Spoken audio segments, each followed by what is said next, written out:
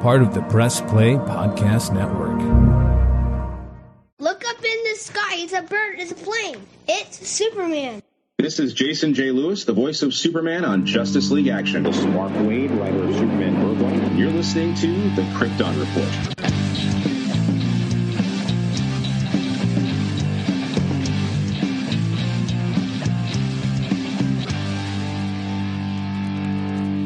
On today's Krypton Report Spotlight, we're going to be looking at one of the best Superman, who has had a crucial impact, I think, on just the way everything has been done, as well as just had a rocky go as the character. And someone who has deserved much better. And that's right, we're going to be talking about Brandon Routh. Brandon, of course, most notable for playing Superman in Superman Returns, where he was tasked with playing basically Christopher Reeve. And, you know, part of his look of being similar to Christopher Reeve is what got him the gig. And I'm not going to dive into the whole history of that film because, you know, there was different actors being considered and directors swapping places. And, you know, at one point it was basically like Brett Ratner and Bryan Singer just traded projects. Ratner taking X-Men 3 and Singer taking Superman.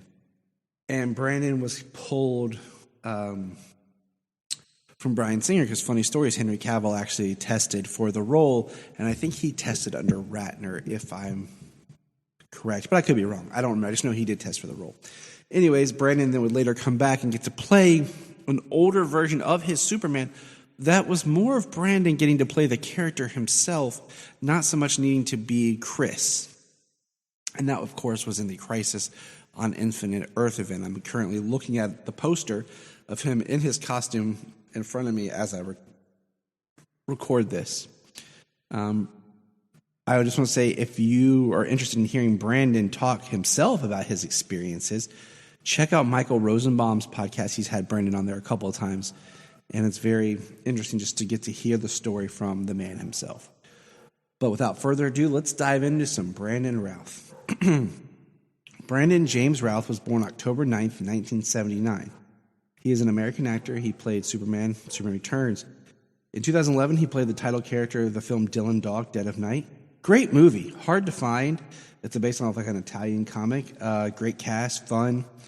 And I think he has a better look physique-wise in Dylan Dog than he did as Superman. He also had a recurring role in the NBC series Chuck. It's Daniel Shaw, which was pretty cool because he was with Zach Levi. Routh had a supporting role in the film Zack and Miri, Make a Porno, and Scott Pilgrim vs. the World. He was great in Scott Pilgrim. In 2014, he was cast in a recurring role as Ray Palmer / The Atom on Arrow. He would later go on to play 2 other series in the universe. He would guest on The Flash, and then he would be on Legends of Tomorrow as Ray Palmer. And then, of course, he left Legends of Tomorrow in 2020, and that's really when I stopped watching. Not to go on a tangent, but that show has really become the craziest, weirdest thing there is that makes no sense, and it's the most un-DC show. He went to the University of Iowa. He is married to Courtney Ford, who was Damien Darhk's daughter on Legends, which isn't that a gas? I think it's awesome. And, of course, their characters found love on the shows, and I think it's dope. He is 6'2.5", which is very important when you talk Superman height. You know, you got to be up there. So Brandon and I can high five each other because I'm between 6'2" and 6'3" ever since the back injury thing. So I'm there with you, buddy. Routh is the third of 4 children. Was born in Des Moines, Iowa, to Catherine Levon, a teacher, and Roland Ray Routh, a carpenter. He was raised in nearby Norwalk. Routh was raised in a Methodist family and has English, Scottish, German, and Dutch ancestry. He grew up about 100 miles south of Woolstock, the birthplace of George Reeves, the second actor to play Superman, but the first one to be on television. During his childhood, Routh thought a full-time acting career was unrealistic, citing his small-town background. In his spare time, he played the trumpet and the piano. Routh attended Norwalk High School, where he played sports and portrayed music and theater.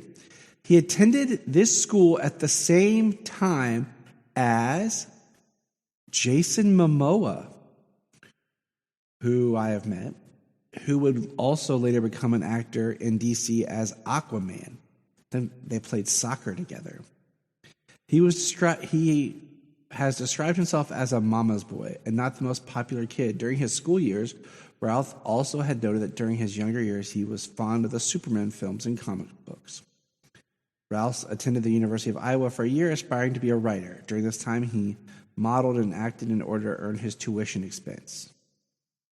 Which is so interesting for me to think like modeling and acting is like something you have to kind of break into, that you could actually do, that you were good enough to do that as a side job to pay for things. Routh said that he often was told that he bore a physical resemblance to Christopher Reeve, who had previously played Superman in a film series. His former manager signed him on because of the resemblance, telling him that he thought Routh would be cast as Superman if there was ever another film in the series. That's crazy. Just throwing that out there. In 1999, Routh left university and moved to Manhattan, then Los Angeles, where he pursued a full-time acting career. First appearance an extra in Christina Aguilera's 99 music video for What a Girl Wants, which I'm tempted to go actually watch that now to see if I can find him. He had his first acting role that same year in an episode of the short-lived ABC television series Odd Man Out, which I did watch. In 2000, he had a 4-episode role on season 3 of MTV's nighttime soap opera Undressed. Routh subsequently appeared on the WB's Gilmore Girls in a February 2001 episode, Concert Interrupted, playing a Bengals concert attendee, and earned steady work on the soap opera One Life to Live, playing Seth Anderson from May 23rd, 2001 until April 17th, 2002. Prior to Routh's casting as Superman in the film Superman Returns, Warner Bros. Had spent over a decade developing the franchise. And we'll skip all this because we've talked about it in many other podcasts. Routh was 24 and he had previously auditioned for McGee, like I said, and was spotted by Singer after he viewed Routh's videotape audition. Singer, who has since stated that Routh was the embodiment of our collective memory of Superman. I can't argue with that. Was impressed by Routh's resemblance to the comic book icon and found the actor's humble Midwestern roots perfect for the role, as well as his combination of vulnerability and confidence, which Singer said reminded him of Chris. Routh's casting was announced in October of 2004, making him an instant celebrity. Before filming began, Routh bulked up for the role, gaining 22 pounds to reach a height of 218 pounds. Filming for Superman Returns began in February of 2005. Routh's film critic Robert Ebert felt that Routh lacked charisma as Superman, and I suppose as Clark Kent, he isn't supposed to have any. And I think part of it is maybe Routh's coming up as a character, but I think part of it is going to fall to this director of Singer, basically making him Chris and not letting Routh be the character. At the 2006 Spike TV Awards, Routh won the award of Best Superhero as Superman, beating out Hugh Jackman as Wolverine. So suck it, Wolverine. Suck it, Hugh Jackman. In August of 2008, Warner Bros. Officially announced they intended to reboot the Superman franchise. Routh was still set to reprise the role, according to DC Comics president. In 2009, however, Routh's contract to play Superman in another film expired, and he said at the time he would like to return if given the chance. However, British actor Henry Cavill went on to be Superman in the reboot, which is so interesting because Routh has been on record saying, he was Superman until he wasn't. And that's kind of like where Henry Cavill is. He is Superman until he isn't. And, just a quick note, it's so interesting that Superman Returns and Man of Steel exist in this very interesting bond of one being the antithesis of the other as far as filming goes. After the release of Superman Returns, Roth signed on to play CIA agent John Clark in Without Remorse under the director John Singleton. Routh would be the third actor to portray the character after William Dafoe and Liev Schreiber. This film was intended for 2007-2008. However, Paramount Pictures put the film into turnaround. Routh's future participation in the project is unknown. That sucks. John Singleton was a great director. Rest in peace.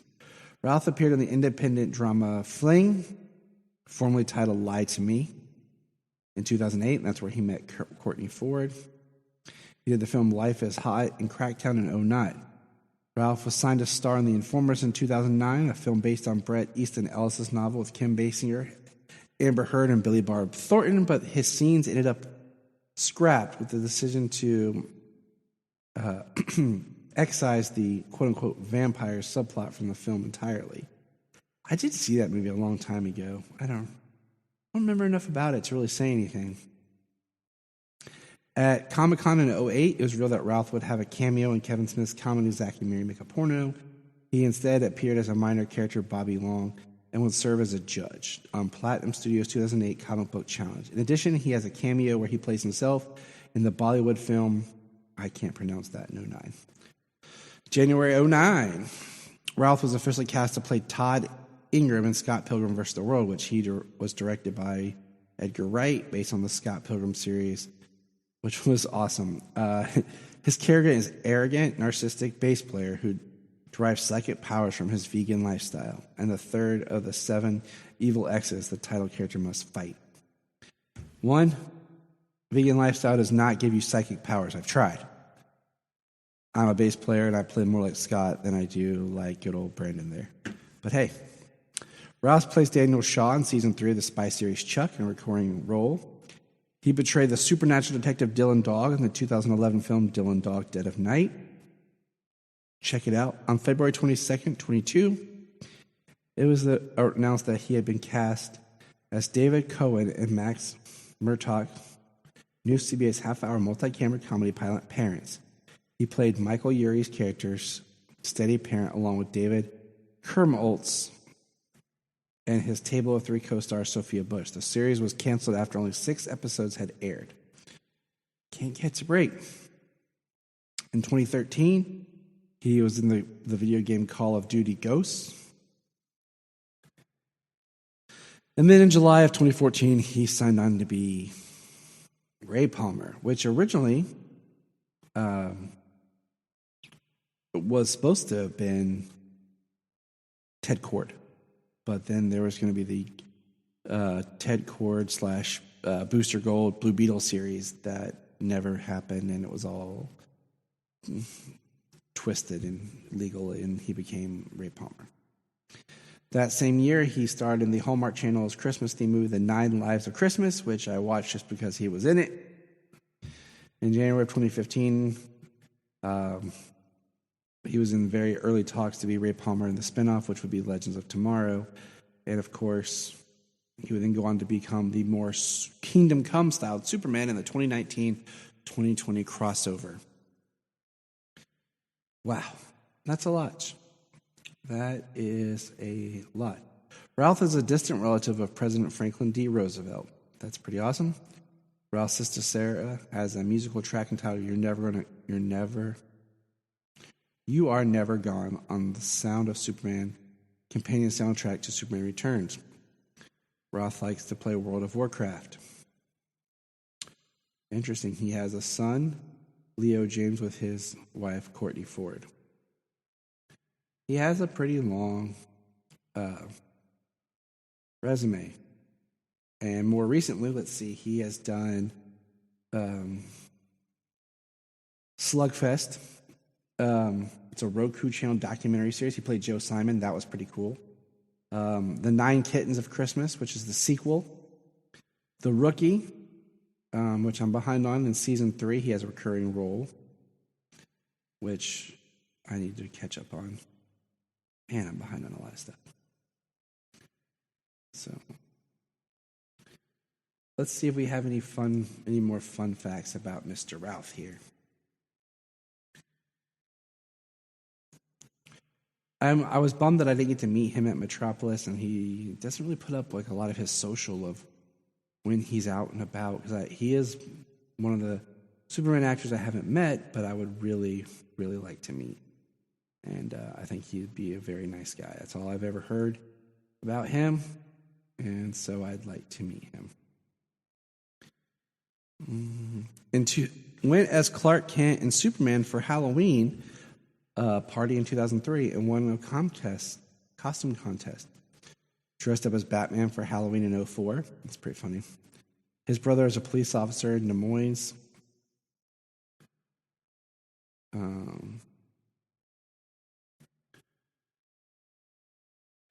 I think this is interesting. Unlike fellow Superman actors Christopher Reeve and Tom Welling, he is a huge Superman fan. As a kid, he collected the comics, owned the films, and even wore Superman pajamas. Blessings. See, I think that's why we love him so much. Is because he is a fan. Frequently, he says the only good thing that came out of his several years of struggling to find success in Hollywood was meeting his longtime girlfriend, Courtney Ford, in a coffee shop after another failed audition. They became engaged and married. I mean, you got to look on the bright side. Auditioned for the role of Clark Kent on Smallville years before landing Superman Returns. All right. So that's a quick, just a quick learn on him. I think just for an interesting kind of, he was paid $1 million for Superman Returns. And I think, if I remember right, I want to look this up real quick while we're here. Just kind of in comparison, okay? Dun, dun, dun. Let's see if it's listed on here.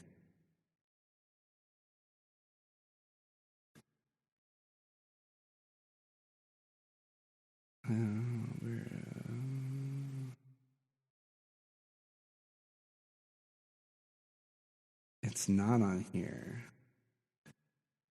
I wanted to see, because I think Henry Cavill was paid like $10 million to be Man of Steel. Interesting, right? And just looking at like quick things here, just comparing yeah, it's pretty crazy, honestly. But anyways, Brandon Routh deserved better. I'm glad he got to kind of put a button in on his Superman,